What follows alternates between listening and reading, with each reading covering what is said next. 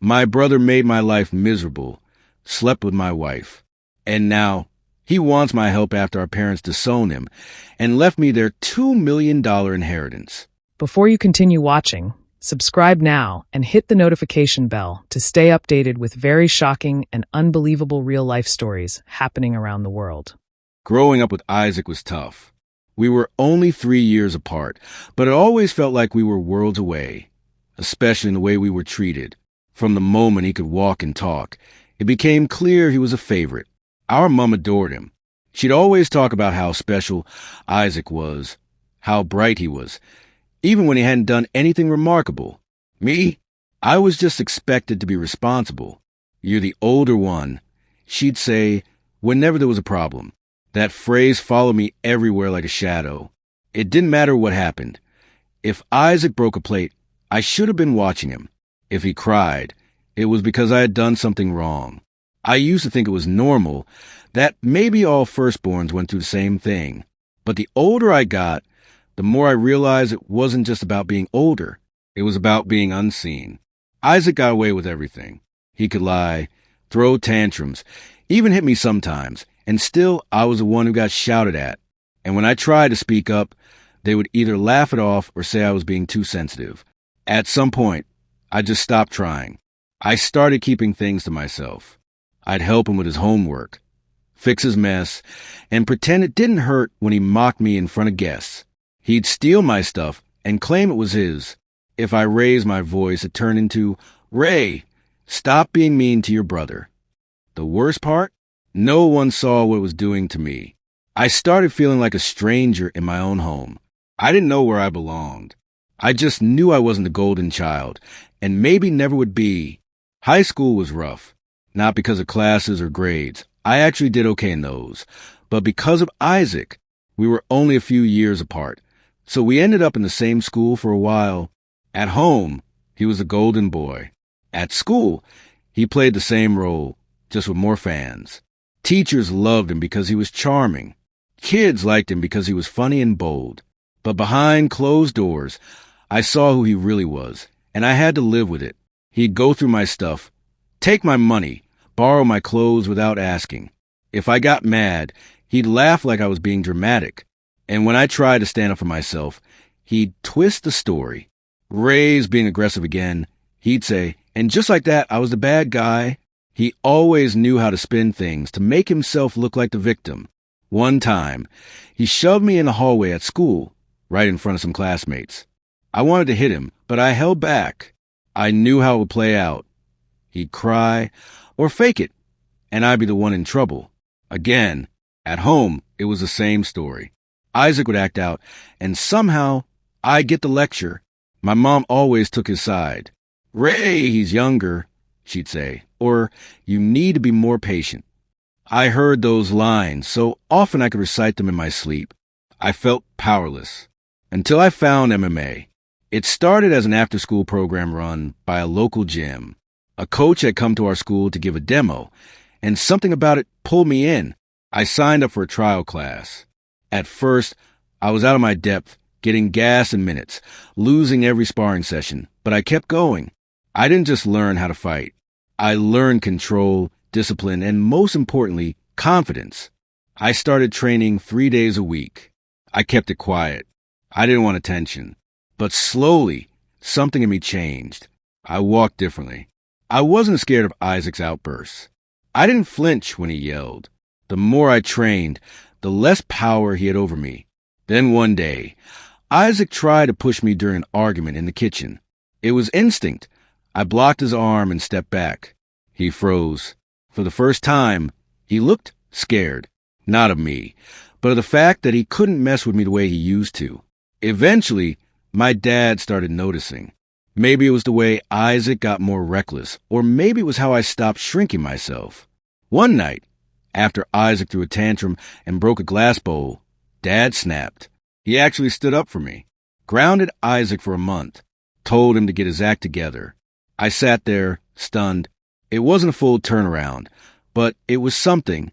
And for the first time in a long time, I felt like I could finally breathe. Getting into college felt like a breath of fresh air. I was finally out of that house, away from the constant drama, the manipulation, the favoritism.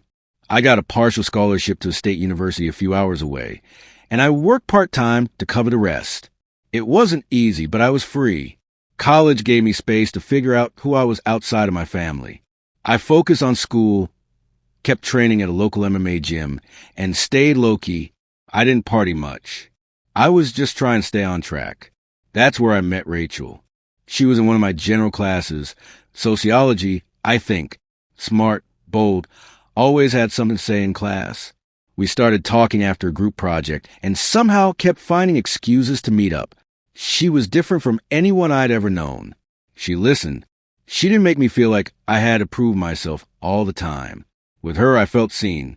We dated through junior year, and everything seemed solid. She met my parents once during a holiday break, and it was tense. My mom kept side-eyeing her, probably because she didn't have that church girl vibe my mom preferred. Isaac barely said 2 words to her. I thought it was weird, but I brushed it off. He always acted like he was too cool for anyone else. Right before graduation, Rachel found out she was pregnant. It was unexpected, but I didn't hesitate. I proposed. I didn't want my kid growing up with the kind of chaos I had. I wanted to do things right. We had a small wedding. Nothing fancy, just close friends, a courthouse, and a quiet dinner after. My parents were there. Isaac came too, acting normal, joking around, even giving a weird toast that made everyone laugh. If only I knew. Rachel and I started our life together. We moved into a modest apartment, and I picked up 2 jobs while trying to build a career. Our son, Henry, was born healthy and perfect. I thought we were happy. I really did. But looking back now, there were signs. Late-night texts she didn't want me to see. Random phone calls she'd take in the bathroom. Times when Isaac's name would pop up more than made sense, like how he helped her move a couch when I was working a double shift, or how he dropped by to check on the baby. I ignored it. I trusted her. I was too focused on being a good husband and dad to question anything, until the truth slapped me in the face, and everything fell apart. The day I found out about the affair is one that I'll never forget. The pain, the kind that hits your chest and makes it hard to breathe, that part is unforgettable. It started with a gut feeling. You know, that weird instinct that whispers something's not right? Yeah, I'd been brushing it off for months, telling myself I was just tired, that I was overthinking, that Rachel couldn't. But one night, I got home early from work. Henry was at daycare. The apartment was quiet, too quiet. Rachel was in the bedroom, on her phone, giggling like a teenager. When she saw me, she froze. She tried to lock the screen, but I'd already seen it. Isaac's name. And the message, asterisk, last night was wild. Still thinking about it. Asterisk, my ears rang. I didn't even speak. I just stood there, trying to process what the hell I had just seen. She stuttered, tried to lie, then shifted to crying. Said it just happened. That they didn't plan it. That she was lonely. I didn't say a word. I left the apartment and drove around for hours, not knowing where to go or what to feel. The next day, I confronted Isaac. He didn't deny it. He smirked like it was some kind of joke. Said, "Bro, it's not that deep. You two were already falling apart." Like that made it better. Like he hadn't destroyed my family. Like he hadn't crossed every damn line. I wanted to hit him. I really did. But I walked away. I filed for divorce the following week. I didn't care how messy it got. I just wanted out. Rachel cried. Tried to make me feel guilty. Said I was tearing the family apart. But I wasn't the one who tore it. She and Isaac had already burned it to the ground. My parents were stunned. My dad especially. He didn't say much at first, but the look in his eyes said it all. Disappointment. Disgust.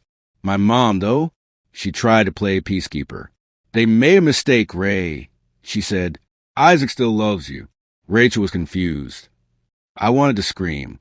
I wanted to ask her what it would take for her to finally stop making excuses for him. Eventually, Rachel and Isaac moved in together. Just like that. As if they'd been waiting for the green light. As if our marriage meant nothing. And Henry, my son, stayed with them most of the time at first. It killed me. I never wanted my child to grow up in a broken home, but that's what it had become. I'd never felt betrayal like that before. It wasn't just about losing a wife. It was about losing trust, losing the little faith I had left in people, especially the ones I called family. I didn't plan on getting even. Honestly, after the divorce, I just wanted peace. But life has a funny way of balancing the scales. I focused on rebuilding my job, my mental health, my relationship with Henry. My son became my anchor. I made sure I showed up for him, even if it meant swallowing my pride every time I picked him up from Rachel and Isaac's place. Seeing them play house while pretending I didn't exist, it stung. Every time. Still, I kept my head down. Then, about 2 years later, my dad fell sick. It wasn't anything dramatic at first, just fatigue, occasional chest pains. But it progressed fast. Within months, we were talking hospital stays, surgeries, and long nights. During that time, I was the one by his side, driving him to appointments, sitting through chemo, handling bills. Isaac showed up here and there, always late, always loud, always making a scene, but never consistent, never dependable. It wasn't long before my dad pulled me aside. He looked tired. We were in his hospital room, light dim, machines beeping in the background. "I need to change my will," he said, voice barely above a whisper. I blinked. "Why?" "Because you're my son," he replied, eyes steady on mine. "You've always been the one who stayed." He didn't say much else, just called his lawyer the next day and made it official. He left Isaac exactly $1. The rest, everything went to me. The house, the land, the savings. Almost $2 million in total. When he passed, the will reading was tense. Isaac lost it, cursed everyone in the room, said Dad must have been manipulated, that the lawyer was lying. He even tried to appeal the will, but he had no ground to stand on. The paperwork was clean. Witnessed, signed. Rachel didn't say a word, just sat there like a ghost, probably realizing she'd hitched her future to a man with nothing to offer. Afterward, Isaac showed up at my place. He stood in the driveway with that same smug face I'd grown up seeing. But there was something different now, panic behind the arrogance. "Let's talk, man. We're still brothers." I didn't open the door. He knocked for a while, then left. That was the last time I saw him in person. My mom was torn. I could tell she was hurt, maybe even ashamed. She tried to convince me to be the bigger man, to let Isaac back in. But I couldn't. Not after everything. Not after years of being made to feel small. The truth is, it wasn't about the money. It was about finally being seen, finally being valued. And for once, I didn't have to beg for it. After everything that happened, with Rachel, Isaac, the divorce, the inheritance, I felt like I'd been cracked open. I had all this money, all this silence, and still I couldn't sleep through the night. I'd wake up in cold sweats, sometimes from dreams where I was back in my childhood room, hearing my mom say, "Help your brother, Ray. He's younger." Like that somehow gave him a free pass to walk all over me. I was done pretending it didn't mess me up, so I started therapy. At first, I didn't think it would do much. I thought I'd go once or twice, talk about my anger, and move on. But those sessions, they unearthed things I'd buried. So deep, I forgot they were there. Like how I never really grieved the family I wished I had. Or how I spent most of my life trying to earn love from people who handed it out to my brother like candy. I had to admit to myself that what I went through was emotional abuse. That being constantly overlooked, manipulated, and gaslit wasn't just family stuff. It was toxic, and it left scars I've been carrying into every relationship I had, including my marriage. Therapy helped me stop blaming myself for Rachel's betrayal. Helped me see how I'd spent years trying to prove I was good enough, lovable enough, worthy enough. And the irony? The people I was trying to prove that to were the least equipped to give it. I cut off all contact with Rachel and Isaac. For good. I only deal with them now through a co-parenting app, and even that's minimal. My lawyer made sure I got joint custody of Henry, and I show up for my kid in a way I wish someone had shown up for me. My mom? We're talking. Carefully. Slowly. She's apologized a few times, but I'm cautious. I need actions now, not words. My dad's absence still stings, but I try to believe he saw me clearly before he left. That gives me some peace. I've been spending time doing things that bring me back to myself. Long walks, journaling, MMA training, volunteering at a local youth center. I even started teaching some self-defense classes on the side. Not for the money, just because it feels good to give kids what I didn't have. A way to feel strong. I don't have all the answers yet. I still have bad days. Days when the past feels too loud. But I'm learning to sit with those feelings instead of running from them. And for the first time in my life, I feel like I'm not surviving anymore. I'm healing. It's strange, starting over. For so long, my life had been shaped by other people. My parents, Isaac, Rachel. Even my mistakes were tied to their actions, their choices. But now it's mine. It's all mine. And for the first time, I feel like I'm finally living it. It's been 6 months since I cut off contact with Isaac and Rachel completely. The quiet, the peace, it's like a weight lifting from my shoulders every day. I still see Henry, of course. He's growing up fast. He looks more and more like me every time I pick him up. And when he smiles at me, I feel like I'm doing something right. I don't want to mess that up. I've been building something for myself, something I can be proud of. I started a small business teaching self-defense and personal empowerment. It's not much yet, but it's mine. Every class, every new student, it feels like I'm gaining back a little more of myself. Like I'm finally contributing to the world in a way that matters.